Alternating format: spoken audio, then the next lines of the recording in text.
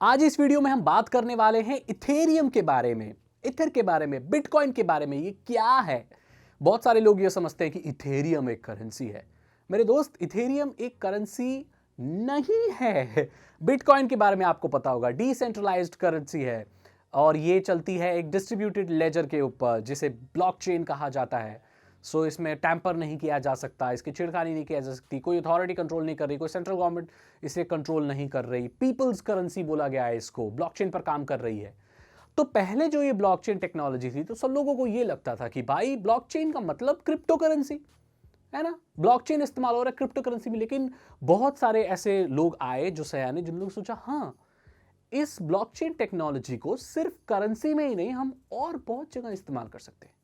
और तब एग्जिस्टेंस आया इथेरियम का। इथेरियम एक नेटवर्क है, इथेरियम एक प्लेटफॉर्म है जिसकी करेंसी इथर है। जिसे आप इथर बोल, जिसको आप इथेरियम करेंसी समझ रहे हो, जिसको इथर ETH वाली जो आप समझ रहे हो इथेरियम, वो इथेरियम की एक करेंसी है इस पूरे इथेरियम सिस्टम की। अब इथेरियम जो सिस्टम बना था ये बिटकॉइन से कंपीट करने के लिए नहीं बना था 2015 में, ये उससे कॉम्प्लीमेंट करने के लिए बना था। लेकिन बाद में वो ईथर जो उसकी जो करेंसी है वो सेकेंड लार्जेस्ट क्रिप्टो करेंसी बन गई इस पूरी दुनिया की। तो अब इथेरियम करता क्या है? क्योंकि इथेरियम का मेन गोल सिर्फ एक पेमेंट सिस्टम बनाना नहीं था, उसका मेन मकसद ये था, जो कि अब वो चल भी रहा है, इथेरियम की खुद की कोडिंग लैंग्वेज भी है। इथेरियम में स्मार्ट एप्लीकेशंस चलती हैं ब्लॉकचेन टेक्नोलॉजी की मदद से, जो टैंपर प्रूफ होती हैं, उनके जो कोड होते हैं। तो इथेरियम सॉफ्टवेयर के कोड्स को सेव करके चलाने का भी एक प्लेटफॉर्म बन गया स्मार्ट कॉन्ट्रैक्ट्स का। स्मार्ट कॉन्ट्रैक्ट्स मैंने इसलिए कहा क्योंकि अगर ब्लॉकचेन पर कॉन्ट्रैक्ट्स बन रहे हैं तो उसमें छेड़खानी नहीं हो सकती, क्योंकि ये एक डिस्ट्रीब्यूटेड लेजर पे काम करता है। मतलब कि अगर कोई आपने कॉन्ट्रैक्ट बनाया इथेरियम पे, right, smart contract, digital contract, तो वो कॉन्ट्रैक्ट की कॉपी बहुत सारे लोगों के पास होगी, जो लोग भी उस ब्लॉकचेन टेक्नोलॉजी का हिस्सा हैं। तो आप एक जगह छेड़खानी कर सकते हो, हर लेजर में छेड़खानी नहीं कर सकते। सो वो जैसी है ज्यों की त्यों रहेगी और कॉन्ट्रैक्ट वैसा ही रहना चाहिए जैसा एक बार बन गया है, उसमें छेड़खानी नहीं होनी चाहिए। वो स्मार्ट कॉन्ट्रैक्ट हो गए।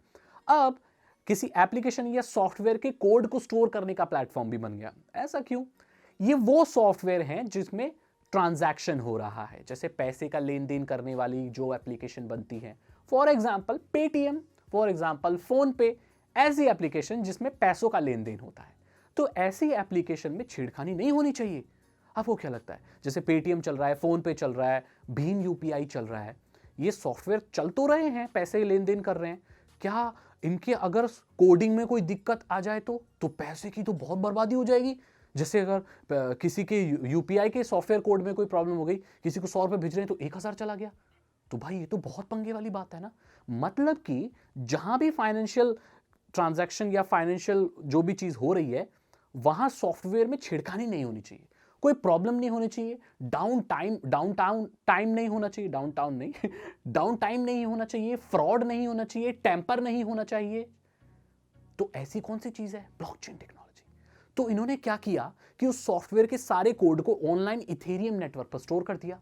क्योंकि ये डिस्ट्रीब्यूटेड लेजर में है तो अब उस कोड को कोई नहीं छेड़ सकता। देख रहे हो आप, सिर्फ पेमेंट के सिस्टम वाली चीज लोगों ने कहां कहां डाल दी? कॉन्ट्रैक्ट्स में डाल दी। कोड, पेमेंट जो करने वाली सॉफ्टवेयर और एप्लीकेशन है उनके कोड में डाल दी, क्योंकि इनको कोड के साथ अब छेड़खानी नहीं हो सकती, टैपर प्रूफ हो गए, फ्रॉड प्रूफ हो गए, डाउन टाइम नहीं होगा बिल्कुल भी। ये है इथेरियम। लेकिन इथेरियम को इस हिसाब से बहुत कम लोग जानते हैं। इथेरियम को एज ए करेंसी लोग बहुत ज्यादा जानते हैं। जो इथर है, जो भी बोलते हो, एटर जो भी बोलते हो, उससे ज्यादा जानते हैं। अब वो जानेंगे भी क्योंकि बिटकॉइन के बाद अगर कोई सबसे बड़ी क्रिप्टो करेंसी है वो इथर ही है। लोग इसे माइन करते हैं और ये उन लोगों की बहुत अच्छी वो है, नंबर 1 पसंद है, जो बिटकॉइन नहीं करते। क्योंकि बिटकॉइन को माइन करना इट्स वेरी डिफिकल्ट नाउ, क्योंकि बिटकॉइन बहुत बड़ी करेंसी है, डिजिटल करेंसी है, क्रिप्टो करेंसी है, उसको माइनिंग के लिए बहुत पावरफुल इक्विपमेंट चाहिए। तो जिनके पास इतने पावरफुल नहीं होते तो फिर वो इथर वगैरह माइन करते हैं, लिट कॉइन पर, और बहुत सारे कॉइन है आजकल, तो वो पता नहीं क्या क्या माइन करते रहते हैं। जो माइनर्स हैं, माइनर्स गोना माइन उनको करने दो। ये क्रिप्टो करेंसी की मेरे दोस्त अलग दुनिया है, और मुझसे भी बहुत एक्सपर्ट लोग बैठे, मैं तो उनसे 1% भी नहीं जानता। हर किसी फील्ड के बारे में महारत हासिल करना इट्स नॉट प्रैक्टिकली पॉसिबल। अगर आपको ये लगता है कि आपका फेवरेट यूट्यूबर टेक्नोलॉजी की हर चीज़ जानता है तो ये आपकी गलतफहमी है। हम लोग भी सीखते रहते हैं और हम लोगों की अगर अलग अलग एक फील्ड होती है। मेरी फील्ड क्रिप्टो करेंसी नहीं है, बट मैं इतना जानता हूँ कि मैं आपको बेसिक्स या जो चीज़ें एक टेकी इंसान को जाननी चाहिए वो मैं बता पाऊँ। मेरे ऐसे बहुत सारे दोस्त हैं जो क्रिप्टो करेंसी में घुसे हुए हैं, रात दिन उनको मैं कॉल भी नहीं करता क्योंकि वो लोग फिर सब यही बातें करते हैं। तो हमारे दोस्त यार है सब, कोई क्रिप्टो में है, कोई अभी भी वहीं पड़ा हुआ है ब्लैक हैट में, और पता नहीं वो CTF में पड़ा हुआ बग बाउंटी हंटर्स वो सब कर रहे हैं लोग, अभी भी वहीं हैं। मैं वो फील्ड थोड़ी सी छोड़ चुका हूँ, मैं ज़्यादा इन्फ्लुएंसर उसमें ज़्यादा आ चुका हूँ। मेरा ध्यान स्टार्टिंग से ही लोगों से बात करने में ज़्यादा रहा था, बोल बच्चन था मैं, तो इसलिए मैं यहाँ आ गया। मेरे बहुत सारे दोस्त हैं जो अलग अलग चीज़ें कर रहे हैं, कुछ लोग कहीं और घुस गए, कुछ पेमेंट गेटवेज में घुस गए, कुछ साइबर सिक्योरिटी में घुस गए, कुछ क्रिप्टो में चले गए, कुछ डिज़ाइनिंग में चले गए, कुछ एनिमेशन में चले गए। तो सब अलग अलग ऐसे अलग अलग काम कर रहे हैं अब, तो अच्छा लगता है। अरे कहाँ मैं लेके अब पुरानी बातें। तो मैंने आपको बता दिया कि भाई इथेरियम क्या है, सिस्टम क्या है, पूरा कैसे काम करता है। इथेरियम के अंदर इथर उसकी एक जो करेंसी है बिटकॉइन जैसी होती है, लेकिन बिटकॉइन थोड़ा सा अलग है। कैसे पहले ब्लॉकचेन टेक्नोलॉजी सिर्फ क्रिप्टो करेंसीज में और पेमेंट वगैरह में इस्तेमाल होती थी, आजकल ये रिजल्ट डिलीवर करने में भी हो रही है। CBSE का देखा है ब्लॉकचेन टेक्नोलॉजी इस्तेमाल कर रहा है ताकि वो रिजल्ट में छेड़खानी ना हो सके। आप समझ गए होगे ना कितनी अच्छी चीज़ है। अगर किसी चीज़ में छेड़खानी नहीं करना चाहते, उसे हैक प्रूफ बनाना चाहते हो मेरे दोस्त, ये फ्यूचर है। साइबर क्रिमिनल्स की ऐसी तैसी हो जाएगी अगर ब्लॉकचेन हर उसमें आ गया तो।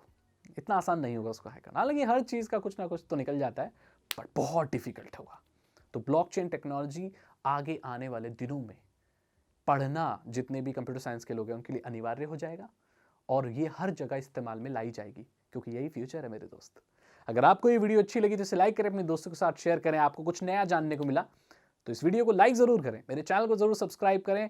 साइबर सिक्योरिटी और इथिकल हैकिंग में इंटरेस्ट है, अगर आप एक इथिकल हैकर बनना चाहते हैं तो डिस्क्रिप्शन चेक करें। 299 रुपीज़ के 3 इथिकल हैकिंग कोर्सेज हैं जो आसान भाषा में आपको इथिकल हैकिंग सिखा देंगे। मैं मिलता हूं आपसे अगली वीडियो में। Thank you so much and good bye.